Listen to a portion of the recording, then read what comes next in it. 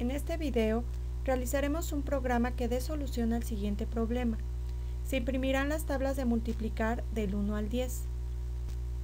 Es decir, se inicia mostrando un encabezado indicando el número de la tabla y posteriormente cada una de las multiplicaciones asociadas. Posteriormente se imprime la tabla del número 2 y así sucesivamente hasta llegar a la tabla del número 10. Analicemos la solución a este problema. Se requiere de un contador que indique el número de la tabla. Se denominará con el nombre de ctabla. Este contador nos permitirá definir en el encabezado el número de la tabla y también funcionará como el primer operando del operador multiplicación para cada una de las 10 posibles multiplicaciones asociadas a la tabla. El contador iniciará en 1 y terminará hasta el número 10. También se requiere de otro contador denominado cnúmero, que sirva como segundo operando del operador de multiplicación para cada una de las 10 posibles multiplicaciones asociadas a la tabla. El contador cnúmero será utilizado por cada iteración del ciclo asociado al contador ctabla y su rango será de 1 a 10. Una vez analizada la solución, se diseñará el diagrama flujo del algoritmo. Se comienza con la palabra inicio. Posteriormente, se inicializa el valor de la variable contabla con 1. Se evalúa si el contenido de la variable contabla es menor o igual a 10.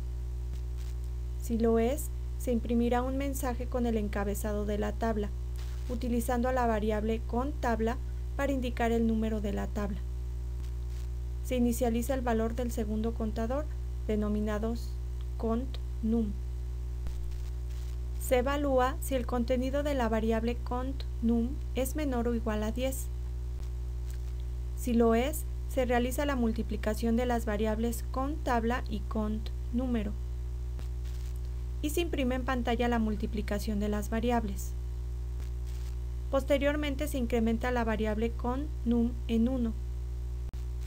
Y se evalúa nuevamente la condición para determinar si el ciclo continúa su ejecución o termina. Cuando la condición no se cumpla, es decir, devuelva como resultado un valor falso, se incrementa en 1 al contador contabla. Y se evalúa nuevamente la condición para determinar si el ciclo continúa su ejecución o termina. Cuando la condición no se cumpla, es decir, devuelva como resultado un valor falso, el ciclo y el algoritmo terminan. Una vez obtenido el diagrama de flujo del algoritmo, es muy sencillo obtener el pseudocódigo. Comenzamos con la palabra inicio. Posteriormente, se define el ciclo desde, indicando el valor inicial del contador asociado al ciclo, es decir, que la variable contabla inicia con un valor de 1. Se indica la condición asociada al ciclo, que en este caso se especifica que el ciclo se ejecutará mientras el contenido de la variable contabla sea menor o igual a 10. Se indican las sentencias asociadas con el ciclo, iniciando con la acción de imprimir el mensaje del encabezado de la tabla, utilizando el contenido de la variable contabla para indicar el número de la tabla. Posteriormente, se define el segundo ciclo desde, indicando el valor inicial del contador asociado al ciclo, es decir, que la variable contNúmero inicia con un valor de 1. Se indica la condición asociada al ciclo, que en este caso se especifica que el ciclo se ejecutará mientras el contenido de la variable contNúmero sea menor o igual a 10. Se indican las sentencias asociadas con el ciclo, iniciando con el cálculo de la multiplicación entre las variables contabla y contNúmero, y el resultado se almacena en la variable producto.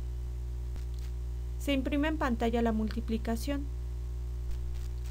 Se incrementa en 1 el contenido de la variable contNúmero. Se define el fin del ciclo interno. Se incrementa en 1 el contenido de la variable contabla. Se define el fin del ciclo principal.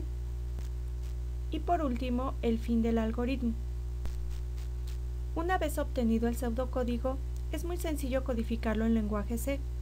Todo programa inicia incorporando la biblioteca de stdio.h con la sentencia include que se muestra en el slide, para hacer uso de las funciones definidas en ella. Después se define la función main, la cual siempre es invocada al ejecutar el programa.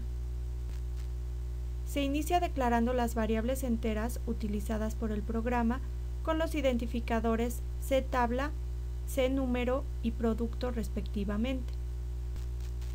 Posteriormente se especifica el primer ciclo utilizando la sentencia for y entre paréntesis se especifica la expresión de inicio, que en este caso se inicializa con 1 la variable ctabla.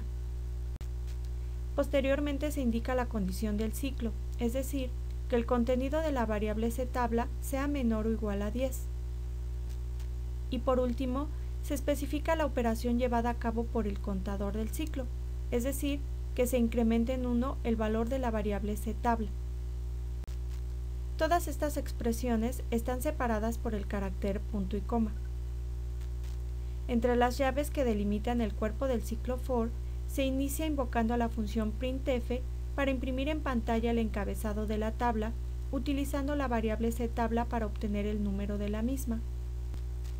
Posteriormente se especifica el segundo ciclo utilizando la sentencia for y entre paréntesis se especifica la expresión de inicio, que en este caso inicializa con 1 la variable cnúmero. Posteriormente se indica la condición del ciclo, es decir, que el contenido de la variable cnúmero sea menor o igual a 10. Y por último se especifica la operación llevada a cabo en el contador del ciclo, es decir, que se incremente en 1 el valor de la variable cnúmero. Todas estas expresiones están separadas por el carácter punto y coma. Entre las llaves que delimitan el cuerpo del segundo ciclo for, se inicia calculando la multiplicación de los dos contadores, ctabla y cnúmero, y el resultado se almacena en la variable producto. Posteriormente se invoca la función printf para imprimir en pantalla la multiplicación de ambos contadores y el resultado de la operación. Se utilizan como parte del formato de la cadena 3%i, que indica que se imprimirán 3 valores enteros sin punto decimal, obtenidos de las variables que se especifican en los siguientes parámetros de la función printf. El primer %i será sustituido por el valor de la variable ctabla. El segundo %i será sustituido por el valor de la variable cnúmero. Y el tercer %i será sustituido por el valor de la variable producto. Por último, se especifica el valor de retorno de la función.